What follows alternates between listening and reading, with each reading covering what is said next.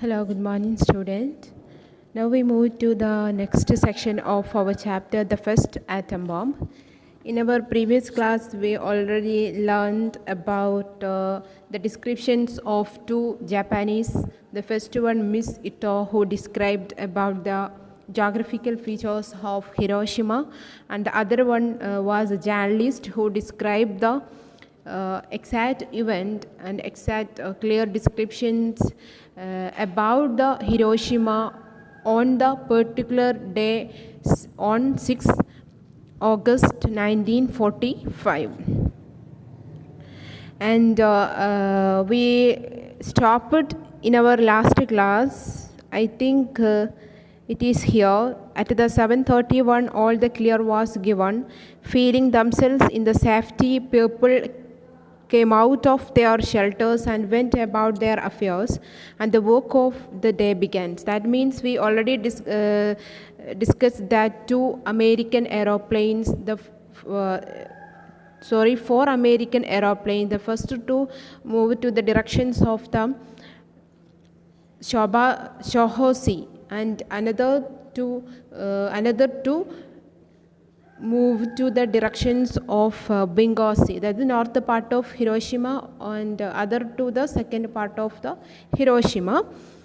And all the people, they are already went to their day-to-day work, and because they got the informations from the authorities, or everything is okay, everything is fine, that is why all the people went to their work day to day വർക്കിലേക്ക് എല്ലാ ആൾക്കാരും അവർ എന്താ പ്രശ്നങ്ങളൊന്നും ഇല്ല എന്ന് കണ്ടപ്പം 7:30 ആകും 7:31 ആകുമ്പോൾ എല്ലാവരും അവരുടേതായിട്ടുള്ള ഡേ ടു ഡേ വർക്കിലേക്ക് പോവുകയാണ്.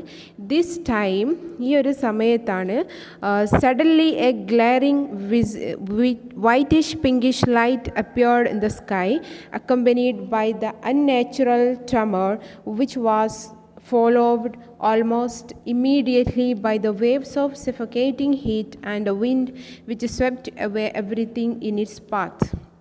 Suddenly, the people saw a whitish pinkish light appeared on the sky. സ്കൈയിൽ ഒരു തരത്തിലുള്ള വൈറ്റ് പിങ്കിഷ് കളറിലുള്ള ഒരു ലൈറ്റ് ആകാശത്തിലേക്ക് അല്ലെങ്കിൽ സ്കൈയിൽ അപ്പിയർ ചെയ്യാണ്.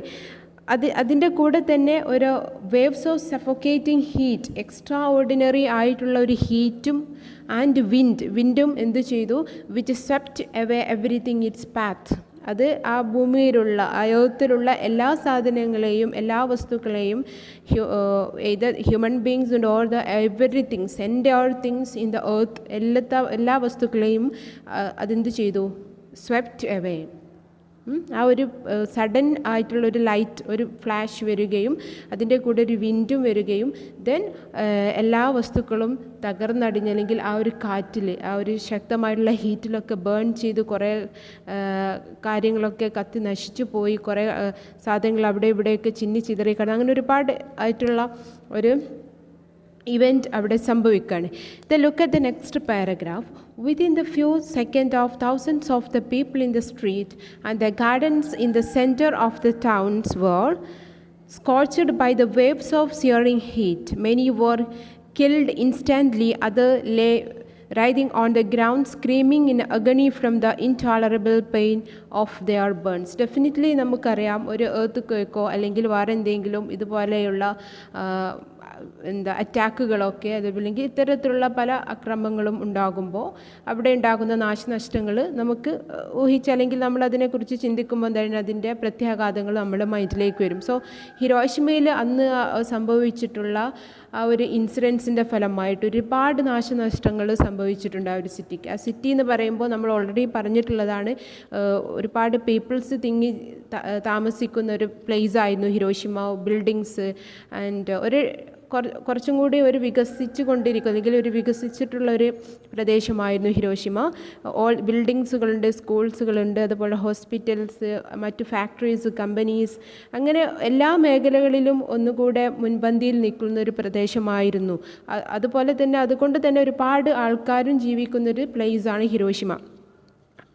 സോ അതുകൊണ്ടാണ് അമേരിക്ക അതൊരു സെൻറ്ററായിട്ട് എടുക്കുന്നത്. അപ്പോൾ ഡെഫിനറ്റ്ലി നമുക്കറിയാം, പെട്ടെന്ന് തന്നെ ആൾക്കാർ ചിന്തിക്കുന്നതിന് മുമ്പ് അല്ലെങ്കിൽ അതിനെപ്പറ്റി ഒന്ന് വിചാരിക്കുന്നതിന് മുമ്പ് പെട്ടെന്ന് ഇങ്ങനെ സംഭവിച്ചാൽ ഉണ്ടാകുന്ന നാശനഷ്ടങ്ങളെക്കുറിച്ച് നമുക്ക് ഓർക്കുമ്പോൾ തന്നെ അറിയാം. സോ അവിടെ സംഭവിച്ചിട്ടുള്ളതിൽ വിത്തിൻ ഫ്യൂ സെക്കൻഡിൻ്റെ ഉള്ളിൽ തന്നെ തൗസൻഡ്സ് ഓഫ് ദ പീപ്പിൾ, സ്ട്രീറ്റുകളിലൊക്കെ ആയിരക്കണക്കിന് ജനങ്ങൾ എന്ത് ചെയ്യുന്നു, മരിച്ചു വീഴുകയായിരുന്നു. അതുപോലെ gardens in the centre of town scorched by the waves of searing heat. ഈ സിയറിംഗ് മീൻസ് വെരി ഡ്രൈ ആയിട്ടുള്ള അല്ലെങ്കിൽ വെരി ഒരു എന്താ പറയുക, ഹെവി ആയിട്ടുള്ള ഹീറ്റ് കാരണം ഗാർഡൻസും അല്ലെങ്കിൽ അവിടെ ഒരുപാടുള്ള എല്ലാ പ്ലാന്റ്സും ഗ്രാൻസുകളൊക്കെ ഒരു ആകെ സ്കോർച്ച്ഡ് മീൻസ് എന്താ, ആകെ വറ്റി വരണ്ടതുപോലെ ആയിട്ടുണ്ടായിരുന്നു, ഡ്രൈ ആയിട്ടുണ്ട്. എവറിത്തിങ് ബേൺ ചെയ്ത് കത്തി നശിച്ച് ഒരു ഡ്രൈ ആയിട്ടുള്ളൊരവസ്ഥയിലായിരുന്നു ഉണ്ടായിരുന്നത്. Many were killed and others lay the writhing on the ground screaming agony from the intolerable pain of their burns. കുറേ ആൾക്കാർ സഡൻലി ഓൺ സ്പോട്ടിൽ തന്നെ മരിക്കുന്നു. And other peoples they lay writhing means എന്താ, പിടഞ്ഞു വീഴുക എന്നാണ്. ഓൺ ദ ഗ്രൗണ്ടിൽ, അതായത് ഭൂമിയിലൊക്കെ ഒരുപാട് പീപ്പിൾസ് അല്ലെങ്കിൽ peoples and other animals and എല്ലാം ഉണ്ട്, ഹ്യൂമൻ ബീങ്സും അതുപോലെ അനിമൽസും എല്ലാവരും ഉണ്ട്. So they are be intolerable pains, അവർക്ക് സഹിക്കാൻ കഴിയാത്ത രീതിയിലുള്ള പെയിന് വന്നിട്ട്, ബേൺസും പെയിനൊക്കെ വന്നിട്ട് they are to be screaming, അലറി വിളിക്കുന്നുണ്ട്. അപ്പോൾ വല്ലാത്തൊരു, നമുക്ക് ആലോചിച്ചാൽ തന്നെ ഒരു ഭയങ്കര ഒരു മിസ്റ്റീരിയസ് ആയിട്ടുള്ള ഒരു പെയിൻഫുൾ ആയിട്ടുള്ള ഒരു ഹാർട്ട് ബ്രോക്കൺ ആയിട്ടുള്ളൊരു ഇൻസിഡൻ്റ് ആയിരുന്നു അവിടെ സംഭവിച്ചിട്ടുള്ളത്. And everything standing upright in the way of the blast walls, house and factories, other buildings was annihilated, and the debris that burnt round in the whirlwind was carried up to their air. And not only the human beings, animals, but all the buildings, all the houses, factories and other buildings, ഇതെല്ലാം തന്നെ upright ആയിട്ട് straight ആയിട്ട് നിൽക്കുന്ന everything എന്ത് ചെയ്തു, they are to be collapsed, ആകെ തകർന്നു പോയി, അനിഹിലേറ്റ് ആയിട്ട് പോയി, ഡിസ്ട്രോയ് ചെയ്തു. അതുപോലെ debris spawns around the whirlwind, ഈ എയറിൽ ഈ പൊടിപടലങ്ങൾ കാരണം, അതുപോലെ ഈ ശക്തമായുള്ള കാറ്റ് കൊണ്ടൊക്കെ അന്തരീക്ഷത്തിൽ ഫുള്ള് പൊടിപടലങ്ങളാണ്. സോ ഒരുപാട് അവശിഷ്ടങ്ങൾ, ഡെബ്രീസ് മീൻസ് എന്താ, അവശിഷ്ടങ്ങളാണ്. ഈ ഒരു ഇത്തരത്തിലുള്ള വേസ്റ്റിൻ്റെയും ബിൽഡിങ്സിൻ്റെയും മറ്റോ എല്ലാ സാധനങ്ങളുടെയൊക്കെ അവശിഷ്ടങ്ങളും അതിൽ നിന്ന് വരുന്ന പൊടിപടലങ്ങളൊക്കെ ആകെ മൊത്തത്തിലൊരു എന്താ പറയുക, ഒരു ഫോഗി ആയിട്ടുള്ളൊരു അവസ്ഥയായിരുന്നു എയർ എന്ന് പറയുന്നത്. So the trams was picked up and tossed aside as though they had neither weight nor solidity. Trams എന്ന് പറയുന്നത് ആക്ച്വലി നമുക്കറിയാം വെസ്റ്റേൺ കൺട്രീസിലൊക്കെ കാണപ്പെടുന്ന ഒരു തരത്തിലുള്ള വെഹിക്കിളാണ്. സോ ഈ ട്രാംസുകളൊക്കെ ഒരു ഭാഗത്തേക്ക് ഇങ്ങനെ മാറ്റിയിട്ട പോലെ തോന്നി, ഏതുപോലെ നെയ്തർ വെയിറ്റ് നോർ സോളിഡിറ്റി. ഇപ്പോൾ ഒരു വസ്തുവിന് നമ്മൾ അല്ലെങ്കിൽ ഒരു സാധനത്തിന് നമ്മൾ വെയിറ്റ് ഒരു കയ്യിലെടുത്തിട്ട് മറ്റു സ്ഥലത്തേക്ക് ഇങ്ങനെ ജസ്റ്റ് വെക്കൂലേ, അതുപോലെയായിരുന്നു ട്രാംസുകളൊക്കെ. അതൊക്കെ ഹെവി ആയിട്ടുള്ള, അത്യാവശ്യം ഒരു ഹെവി ആയിട്ടുള്ളൊരു വെഹിക്കിളാണ്. ഈ വെഹിക്കിളൊക്കെ ഒരു ഭാഗത്തേക്ക് ഒരു ഈസി ആയിട്ട് എടുത്തു മാറ്റപ്പെട്ടതുപോലെയാണ് ഇപ്പോൾ ആ ഒരു അവസ്ഥ കാരണം അവിടെയുള്ളത്. കാരണം ഈ കാറ്റൊക്കെ അടിച്ചിട്ട് ഇത്തരത്തിലുള്ള വെഹിക്കിൾസൊക്കെ ഒരു ഭാഗത്തേക്ക് അടിഞ്ഞു കൂടിയിട്ടുണ്ട്. അത് കാണുമ്പോൾ നമുക്ക് എങ്ങനെയാണ് തോന്നുന്നത്, ഈസി ആയിട്ട് ഒരു ഭാഗത്തു നിന്ന് മറ്റു ഭാഗത്തേക്ക് ജസ്റ്റ് വെച്ചതുപോലെയാണ് തോന്നുന്നത്. And trains were flungs off rails as though there were toys. അതുപോലെ തന്നെ ട്രെയിൻസുകൾ they were to be flung off that, അത് പറന്നു പോയി കാറ്റിൽ. As though they were the toys, ഒരു ടോയ്സ് എങ്ങനെയാണോ അതുപോലെയായിരുന്നു ഈ ട്രെയിൻസിൻ്റെയൊക്കെ അവസ്ഥ. ആകെ മൊത്തത്തിൽ എന്ത് ചെയ്തു, പറന്നു പോയിട്ട് ഫ്ലങ് ഓഫായി. അങ്ങനെ എവറിത്തിങ്, എല്ലാ കാര്യങ്ങളിലും എന്ന് പറയുന്നത് ഒരു ഭീകരമായിട്ടുള്ളൊരു സിറ്റുവേഷൻ ആയിരുന്നു. The horses, dogs, cattle suffered same fate as human being. Every living things was petrified in the attitude of indescribable suffering. Human beings മാത്രമല്ല, all the animals and beast like the horse, dogs, cattles, they also suffered the same fate. Human ബീങ്സിനെ പോലെയുള്ള അതേ conditions ആയിരുന്നു അനിമൽസിനും ഉണ്ടായിരുന്നത്. അതുപോലെ തന്നെ പറയുന്നുണ്ട് every living things, ഏതൊരു ജീവനുള്ള വസ്തുവും was B petrified in the attitude of indescribable suffering. നമുക്കൊരിക്കലും വിവരിക്കാൻ കഴിയാത്ത രീതിയിലുള്ള സഫറിങ് ആയിരുന്നു അവർ അവിടെ അനുഭവിച്ചു കൊണ്ടിരിക്കുക. അത്രയും ഹാർഡായിട്ടുള്ള ഒരു അവസ്ഥയായിരുന്നു they faced during those time. And even the vegetation did not be escape.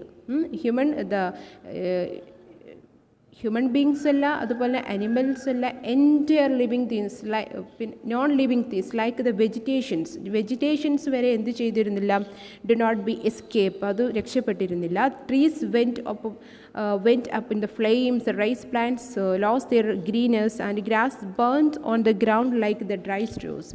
Vegetations ഒക്കെ every went to the flames, trees മരങ്ങളൊക്കെ ഈ എന്താ പറയുക ഫ്ലെയിം വന്നിട്ട് കത്തി നശിച്ചിട്ടുണ്ട്. അതുപോലെ റൈസുകളൊക്കെ അതിൻ്റെ പ്ലാന്റിൻ്റെ ഗ്രീനറി നഷ്ടപ്പെട്ടിട്ടുണ്ട്. നമുക്കറിയാം ഒരു പച്ചപ്പൊക്കെ ഉള്ള ട്രീസ് അതുപോലെ മറ്റ് കാടുകളൊക്കെ ഉണ്ടെങ്കിൽ ഒരു പ്രദേശങ്ങളൊക്കെ ആണെങ്കിൽ അവിടെ ഗ്രീനറി ഉണ്ടാകും. സോ അതൊക്കെ നഷ്ടമായിട്ടുണ്ട് ഇപ്പോൾ ഹിരോഷിമയ്ക്ക്.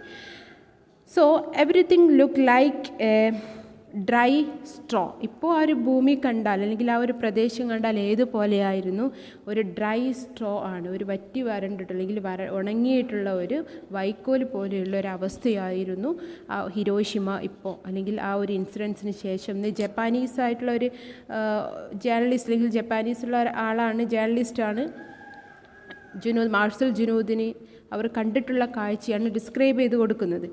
Okay, what happened the next paragraph? Beyond the zone of utter death in which nothing remained alive, house collapsed in the whirl of the beams, bricks and girds. So beyond the zone of utter death means the complete ആയിട്ടുള്ള human ബീങ്സിൻ്റെ ഡെത്തിനു അപ്പുറത്തേക്ക്, in which nothing remained to alive, ഒന്നും തന്നെ അവിടെ എന്തില്ല, remind ആയിട്ട് alive ചെയ്ത് ജീവിച്ച് നിൽക്കുന്നില്ല. Everything is collapsed, destroyed utterly. And also the houses collapsed in the wheel of beings. ഈ ഹൗസസ് ഒക്കെ ഹിരോഷിമയിൽ അല്ലെങ്കിൽ ആ ഒരു സമയത്ത് most of the house build ചെയ്തിരുന്നത് ബീംസുകൾ വെച്ചിട്ട്, ഈ തടിമരങ്ങളുണ്ടല്ലോ, മരങ്ങൾ വെച്ചിട്ടും അതുപോലെ തന്നെ ബ്രിക്സ്, ഗേർഡ്സ്, ഇത്തരം സംഭവങ്ങളൊക്കെ ഉപയോഗിച്ചിട്ടുള്ള ഒരുപാട് വീടുകളുള്ള പ്രദേശമായിരുന്നു ഹിരോഷിമ. സോ ഇത്തരം വീടുകളെന്ന് പറയുമ്പോൾ നമുക്കറിയാം ഫയറൊക്കെ അല്ലെങ്കിൽ വന്നാൽ ഫ്ലെയിംസുകളൊക്കെ ഉണ്ടാകുമ്പോൾ പെട്ടെന്ന്, അല്ലെങ്കിൽ ഒരു കോൺക്രീറ്റ് പോലെയുള്ള ഒരു ഹാർഡ്നെസ് ഉണ്ടാവില്ല ഒരു ഇത്തരത്തിലുള്ള ബീംസിനൊക്കെ. സോ അതുകൊണ്ട് തന്നെ ഒരുപാട് വീടുകൾ പെട്ടെന്ന് തന്നെ നശിച്ചു പോയി. Up to about 3 miles from the center of explosion, lightly built houses were flattered as though they had been built of the cardboard. എന്തിന് വരെ പറയുന്നു, ഈ ഒരു ഇൻസിഡൻസ് ഹിരോഷിമ എന്ന് പറയുന്ന ആ സെൻട്രൽ, അവിടെ നിന്നിട്ടുള്ള സെൻട്രലിൽ നിന്നും 3 മൈൽസ് അകലെയുള്ള വീടുകൾക്ക് വരെ ഇതിൻ്റെ ഒരു എഫക്റ്റ് ഉണ്ടായിട്ടുണ്ട്. സോ ചെറിയ രീതിയിലുള്ള കോൺക്രീറ്റുകളിൽ നിർമ്മിക്കാത്ത പല വീടുകളും എന്ത് ചെയ്തിട്ടുണ്ട്, ആ ഒരു 3 മൈൽസ് അകലെയുള്ള വീടുകളിൽ വരെ ഈ ഒരു ഇതിൻ്റെ ഡിസ്ട്രക്ഷൻസ് അല്ലെങ്കിൽ അതിൻ്റെ നാശനഷ്ടം അനുഭവിച്ചിട്ടുണ്ട്. അത്രയും പവർഫുൾ ആയിട്ടുള്ള ഒരു ആറ്റം ബോംബായിരുന്നു അമേരിക്ക അവിടെ ഡ്രോപ്പ് ചെയ്തിട്ടുള്ളത്. സോ അത്തരത്തിലുള്ള ഒരു 3 മൈൽസ് അകലെയുള്ള വീടുകളിലൊക്കെ അതൊക്കെ തകർന്നു പോയി. ഏതുപോലെ, like as though they had been build on cardboard. ഒരു കാർഡ്ബോർഡ് വീട് നമ്മൾ ബിൽഡ് ചെയ്യുമ്പോൾ എങ്ങനെയാണോ തകർന്നു പോകുന്നത്, അതുപോലെ തകർന്നു പോയി എല്ലാ വീടുകളും. So those who was inside were either killed and wounded. ഈ വീടിനകത്തുള്ള കുറേ ആൾക്കാർ മരിച്ചു, and other peoples to be wounded. അവർക്ക് കുറേ ആൾക്കാർക്ക് എന്ത് പറ്റി, വൂണ്ടഡായി, മുറിവൊക്കെ പറ്റി. Those who manage to extricate themselves by the some miracles found themselves surrounded by a rings of fire. So അവരിൽ ചില ആൾക്കാർ ദേ മാനേജ് ടു എക്സ്ട്രിക്കേറ്റ് ചെയ്യാണ്, എസ്കേപ്പ് ചെയ്യാണ്. അവർ സ്വയം എസ്കേപ്പ് ചെയ്തു എന്ന് വിചാരിച്ച കുറച്ച് ആൾക്കാരുണ്ടായിരുന്നു. ഇവർ പിന്നീട് എന്ത് ചെയ്തു, പെട്ടെന്ന് തന്നെ ഒരു റിങ്സ് ഓഫ് ഫയർ, ഒരു ഫയർ വന്നിട്ട് ആ ഫയറിൽ പെട്ടിട്ട് അവർ എന്ത് ചെയ്തു, അവരും മരിച്ചു പോയിട്ടുണ്ട്. So A few who succeeded in making their way to safety generally dead 20 or 30 days later from the delay effect of the deadly gamma rays. So another ഒരു heart burn അല്ലെങ്കിൽ ഹാർട്ട് ബ്രോക്കൺ ഇൻസിഡൻസ് എന്ന് പറയുന്നത് few who succeed in making their way to safely. കുറേ ആൾക്കാർ അതിൽ നിന്ന് വൂണ്ടഡിൽ നിന്നും അല്ലെങ്കിൽ മരിക്കാതെയൊക്കെ കുറേ ആൾക്കാർ രക്ഷപ്പെട്ടു എന്ന് വിചാരിച്ചിട്ടുള്ള ചില ആൾക്കാരുണ്ടായിരുന്നു. ഇവർ എന്ത് ചെയ്തു, ഈ ഇൻസിഡൻസിന് ശേഷം ഒരു ഓഗസ്റ്റ് 6, 1945 ഇൻസിഡൻസ്. അപ്പോൾ അന്ന് സംഭവിച്ച് ഒരു 30 ദിവസം അല്ലെങ്കിൽ ഒരു 20 ദിവസം കഴിഞ്ഞപ്പോഴേക്കും വീണ്ടും അതിൻ്റെ അണുബാധ കയറിയിട്ട് അല്ലെങ്കിൽ ഗാമ റൈസ് കാരണം അവരും എന്ത് ചെയ്തു, മരിച്ചു പോയി. സോ ഇപ്പോഴും നമുക്കറിയാം അത് ഈ ഒരു ഹിരോഷിമയിലുള്ള ഒരുപാട് കുട്ടികൾ അല്ലെങ്കിൽ അന്നത്തെ ഒരു ഇതിൻ്റെ ഫലമായിട്ട് ഇപ്പോഴും ഹിരോഷിമയിലുള്ള ആൾക്കാർ അതിന് still they are to be, അവർ എന്ത് ചെയ്യുന്നുണ്ട്, ആ ഒരു എഫക്റ്റ് ഇപ്പോൾ ഫേസ് ചെയ്യുന്നുണ്ട്. സോ അത്രയും പവർഫുൾ ആയിട്ടുള്ള ഡ്രോപ്പായിരുന്നു. അപ്പോൾ നമുക്ക് ആലോചിക്കാം അന്നത്തെ സംഭവമൊക്കെ എങ്ങനെയായിരിക്കും. ഈ സംഭവം നടന്ന് 30 ദിവസം കഴിഞ്ഞിട്ട് തന്നെ ആൾക്കാർ വീണ്ടും ഈ ഗാമ റേസിൻ്റെ കാരണം വീണ്ടും ആൾക്കാർ മരിച്ചു വീഴാണ്. And some of the reinforced concrete and stone buildings remain standing, but their interior were completely gutted by the blast. ചില വീടുകളുടെ അവസ്ഥ എന്ന് പറയുന്നത് ചില സ്റ്റോൺ കൊണ്ട് ഉണ്ടാക്കിയിട്ടില്ലെങ്കിൽ കോൺക്രീറ്റ് കൊണ്ടുണ്ടാക്കിയിട്ടുള്ള ബിൽഡിങ്സുകളൊക്കെ സ്റ്റാൻഡ് ചെയ്തപ്പോൾ അവിടെ നിന്ന് ഇങ്ങനെ നിലനിൽക്കുന്നുണ്ടെങ്കിലും അതിൻ്റെ ഉള്ളിലുള്ള ഇൻറ്റീരിയൽസ് വർക്കുകളൊക്കെ കൊളാപ്സ് ചെയ്ത് പോയിട്ടുണ്ടായിരുന്നു ഈ ഒരു ബ്ലാസ്റ്റിൽ അല്ലെങ്കിൽ ഈ ഒരു ബോംബാർഡ്മെൻറ്റിൽ. അതായിരുന്നു അവിടുത്തെ ഒരു കംപ്ലീറ്റ് ആയിട്ടുള്ള ഒരു അറ്റ്മോസ്ഫിയർ അല്ലെങ്കിൽ അന്നത്തെ ആൾക്കാർ ഫേസ് ചെയ്തിരുന്ന ഒരുപാടായിട്ടുള്ള സിവിയർ ആയിട്ടുള്ള ഹാർഡായിട്ടുള്ള ഇൻസിഡൻസ് ഹിരോഷിമയിലുള്ള ആൾക്കാർ ഫേസ് ചെയ്തിട്ടുണ്ട്. Okay, look at the next paragraph. About half an hour after the explosion, whilst the sky all round Hiroshima was still cloudless, a fine rains began to fall on the towns and went on for about 5 minutes. It was caused by the sudden rise of overheated air to great height, where it condensed and fell back as the rain. Again, ഈ ഒരു journalist describe ചെയ്യുന്നുണ്ട് about half an hour after the explosion. ഈ എക്സ്പ്ലോഷന് കഴിഞ്ഞ് ഒരു അരമണിക്കൂർ ശേഷം വൈൽസ് the sky all around ഹിരോഷിമയിലുള്ള അപ്പോഴത്തെ sky എന്നുള്ളത് ഏതായിരുന്നു, വാസ് സ്റ്റിൽ ക്ലൗഡ്ലെസ് ആയിട്ടുള്ള ഒരു മേഘങ്ങളൊന്നും അങ്ങനെ ഇല്ലാത്തൊരു സ്കൈ ആയിരുന്നു. ഈ സമയത്ത് ഒരു fine rains began to fallen on the town. ഒരു നല്ലൊരു മഴ ആ ഒരു ടൗണിലേക്ക് പെയ്തപ്പോൾ the went on the 4 or 5 minutes, വെറും ഒരു 5 minutes ഒരു മഴ ആ ഒരു സമയത്ത് ഈ സംഭവം നടന്ന് ഒരു അരമണിക്കൂർ കഴിഞ്ഞിട്ട് ആ ഹിരോഷിമൻ ടൗണിലേക്ക് ഒരു മഴ പെയ്യാണ്. So it was caused by the sudden rise of overheated air, the great height, where it condensed and fell back as it rain. എന്തുകൊണ്ടാണ് പെട്ടെന്ന് ഇങ്ങനത്തുള്ള സഡൻ റെയിൻ, ക്ലൗഡ്ലെസ് ആയിട്ടുള്ള സ്കൈ ആയിരുന്നിട്ട് പോലും പെട്ടെന്ന് ഒരു മഴ വരാനുള്ള കാരണം എന്തായിരുന്നു? ഈ ഒരു ഗാമ റേസ് അല്ലെങ്കിൽ ഈ ഒരു ആറ്റം ബോംബിൻ്റെ കാരണം, ഓവർ ഹീറ്റ് കാരണം എന്ത് ചെയ്തു, കണ്ടൻസ്ഡ് എന്ന് പറയുന്നുണ്ട്. കണ്ടൻസ്ഡ് മീൻസ് എന്താ, ബാഷ്പീകരണം സംഭവിച്ചിട്ട് കൊണ്ട് അത് ഒരു എന്താ പറയുക മഴയായിട്ട് പെയ്തതാണ്. അത്രയും ഹീറ്റായിട്ടുള്ള എന്താ പറയുക ഹെവി ഹീറ്റായിട്ടുള്ള ഒരു സംഭവമായിരുന്നു അത്. ആ ഒരു ചൂട് ബാഷ്പീകരിച്ച് പോയിട്ട് അത് റെയിനായിട്ട് വന്നതാണ്. അവിടെ അന്ന് സംഭവത്തിൽ എന്തില്ല, മേഘങ്ങൾ പോലും ഇല്ലായിരുന്നു എന്നാണ് പറയുന്നത്. So then a violent wind rose and the fire extended with terrible rapidity because the most Japanese houses are built only a timber and stone. ഇതിനൊക്കെ ശേഷം പെട്ടെന്ന് തന്നെ വയലൻറ്റ് വിൻഡ്, പെട്ടെന്ന് ചുഴലിക്കാറ്റ് പോലെ ഒരു വയലൻറ്റ് വിൻഡ് വീണ്ടും വരികയാണ്. അതിൻ്റെ കൂടെ ഒരു ഫയർ എക്സ്റ്റെൻഡ് ആകെ ആ ചുഴലിക്കാറ്റിൽ ആകെ എന്ത് ചെയ്തു, വിൻഡിൻ്റെ കാരണം കൊണ്ട് ഫയറും ആകെ എക്സ്റ്റെൻഡ് ചെയ്തു, വ്യാപിച്ചു. വിത്ത് ടെറിബിൾ റാപ്പിഡിറ്റി കാരണം the most of the Japanese houses, ജപ്പാനിലെ അധിക വീടുകളും നിർമ്മിച്ചിരുന്നത് ഇത്തരത്തിലുള്ള ടിമ്പർ ആൻഡ് സ്ട്രോ കൊണ്ടായിരുന്നു. മരത്തടികളും മറ്റ് ബീമുകളൊക്കെ വെച്ചിട്ട് നിർമ്മിച്ചിട്ടുള്ള ഒരു വീടായിരുന്നു ജപ്പാനിലെ അധിക വീടുകളും. സോ ഈ വിൻഡിൻ്റെ കാരണം കൊണ്ട്, വിൻഡ് വന്നതോടുകൂടി അതിൻ്റെ കൂടെ ആ ഫയർ പെട്ടെന്ന് ആകെ വ്യാപിച്ചു. കാരണം എന്താ, ആ വീടുകൾ അധികവും നിർമ്മിച്ചിരുന്നത് മരങ്ങൾ കൊണ്ടായിരുന്നു. മരങ്ങൾ കൊണ്ടാകുമ്പോൾ നമുക്കറിയാം അത് പെട്ടെന്ന് തന്നെ തീ പടർന്ന് പിടിക്കും. ഓക്കെ, അതും കൂടെ ഇവർ ഫേസ് ചെയ്യേണ്ടി വന്നു.